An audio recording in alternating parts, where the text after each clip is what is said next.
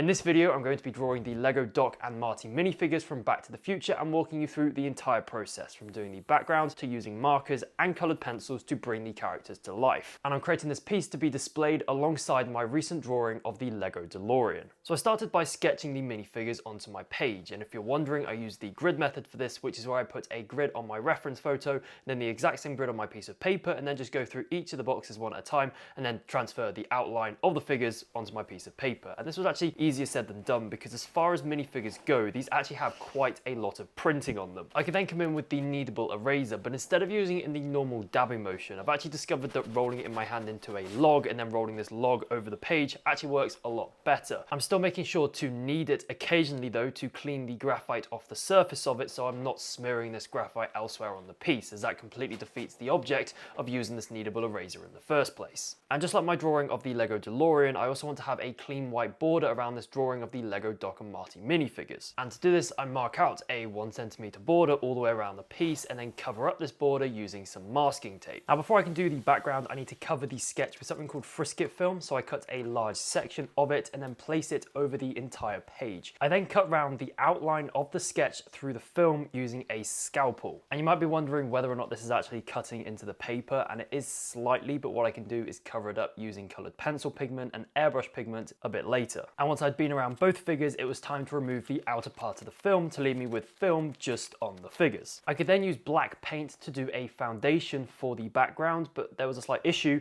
in the fact that the paint seemed to be really quite watery. And then I realised that I hadn't actually mixed the bottle before pouring it into the airbrush. And surprise, surprise, the paint that was coming out was now a lot darker, but it still wasn't quite as dark as the dark foundation that I'd achieved on the LEGO Delorean. So what I did is I let these first 2 layers dry, and then I came in with a 3rd layer. It was then time to come in with a white Posca marker and do all the lightning. And I do each of the individual bolts by outlining the shape of the bolts and then going back over the line and bulking it out and adding in a bit more variation to the line. And of course I need to add in some smaller bolts coming off this main bolt. It was then just a case of repeating this process, but varying the thickness of certain bolts and obviously making sure that not one bolt of lightning looks like the other, because obviously in real life lightning bolts are very random and all unique, so applying this to my drawing makes it look a lot more realistic. I can then use a load of blue paint alongside a drop of black to do certain lightning bolts, and the bolts that I'm doing with this dark blue look further away from us because obviously they're darker and not as bright. I then add some white paint to this dark blue paint and use it over the remaining lightning bolts, and you can see here that this is where they really start to glow because I'm aiming the airbrush at the center of the bolts and it's naturally diffusing the paint outwards to get this really nice soft transition between that really bright glow in the middle and the dark foundation that we did a second ago. And to increase the depth of the background even more, I come into the most prominent bolts with an even lighter blue to obviously make them look brighter and bring them further forwards. Now what I do now is a bit of a mistake because I try and do the smoke, but obviously I want the smoke to actually be in front of the characters, so I actually need to do the characters first. And since I've now got all this white paint in my airbrush, I thought, you know what, instead of wasting it, why not go back over those most prominent bolts and just brighten them up even more. And now that what I'm actually able to do of the background is complete, I can remove the Frisket film to reveal the nice clean sketch underneath. Now in order to colour in the characters, I need to come in first and do a base layer with markers, and you can see I'm starting off with Marty at his hair, and I'm using a fairly dark brown to do the grooves of the hair and then a load of slightly lighter tones to do the rest of it. And when it came to doing his face, I used some dark markers to do his facial features and then some beiges and yellows to do his skin colour, but he did end up looking a little bit too yellow, but I can always fix that a bit later. Now his jacket was actually pretty tricky because obviously it's a puffer jacket, so it's got all of these squares on it, and in order to do this I used a light red over the entire thing to start with, and then I came in with a slightly darker red in order to add the crisscross pattern. Now the legs were actually quite interesting, as I don't think I've ever seen a minifigure with printing on the side of the legs, but obviously here we have the iconic moon boots,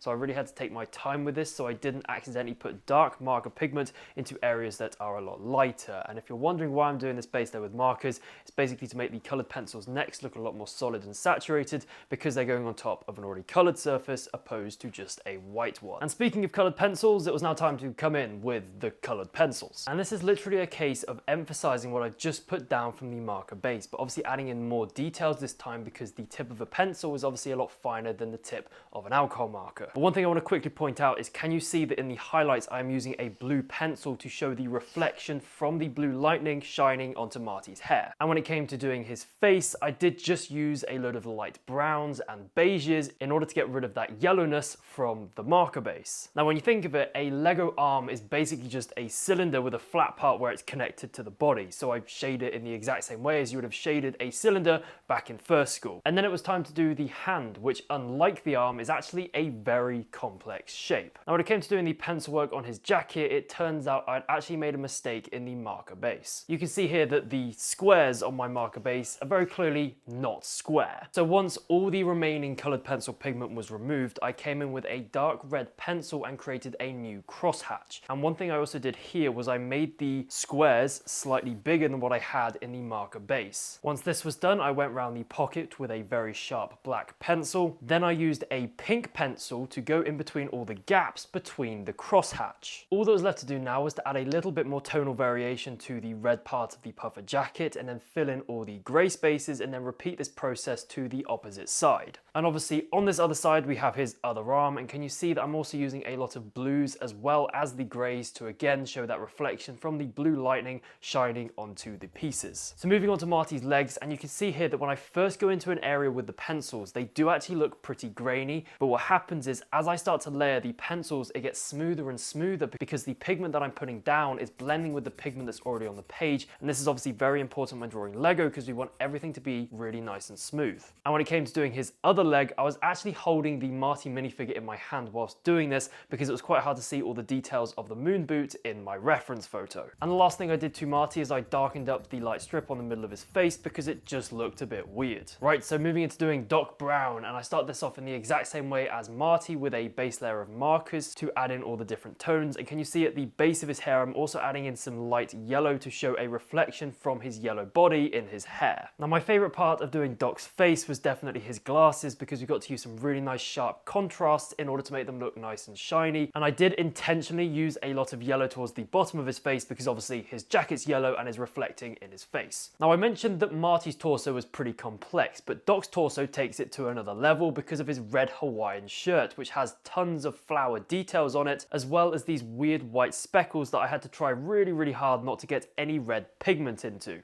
But luckily Doc's legs weren't as complex as Marty's. Well, I say that, they've actually got this weird mesh on them, but I can do that with the coloured pencils a bit later. Now the last part of the marker base for Doc was his vial, which isn't necessarily a stock accessory with this minifigure. I just thought it was a cool addition to add to make this composition look a little more interesting. Now you may be thinking that the coloured pencil work on Doc's hair would be easier than on Marty's, but that's not actually the case because it is so light. The slightly darker colours have a higher susceptibility to looking quite muddy. And when it came to doing the coloured pencil work on his face, I used the same colours that I did on Marty, but one thing I didn't mention when doing Marty's face is that I was using pencil strokes that were wrapping around the cylindrical shape of his head or going up and down vertically. I'm going to be honest, I wasn't looking forward to doing his yellow jacket because there is one colour that I really do not like working with, and that is yellow, because it just never seems to blend as well as the other colours. However, here the coloured pencil gods were smiling on me and it actually blended together pretty well. And all that was left to do now was his Hawaiian t-shirt, but luckily I jotted in where all the details needed to go with the markers, so it was just a case of emphasizing what was already there with the colored pencils. So coming down to his legs, and I want to point out that I'm also using some light browns alongside these yellows in order to do these shadows. And if you include the couple of greens that I used for these printed areas down here, you're looking at over 40 different colored pencils to create this pretty tiny drawing. And you can see here that I'm starting to add that mesh that I talked about whilst doing the marker base, and it's really important that these lines are also wrapping around the cylindrical structure of the top of the leg. Now the conical flask here is obviously translucent, so what I need to do is establish all the details within the flask and then use some lighter colored pencils over the top of everything to push those details further into the flask. It is now time to load up the airbrush with some white paint and actually do the smoke in the foreground, and obviously I'm putting this over the top of the figure's legs in order to tie the figures and the background together. And because we have that blue glow from the lightning, I add a little bit of blue to the smoke as well. All that's left to do now is to sign the piece and then remove the tape to reveal the finished drawing.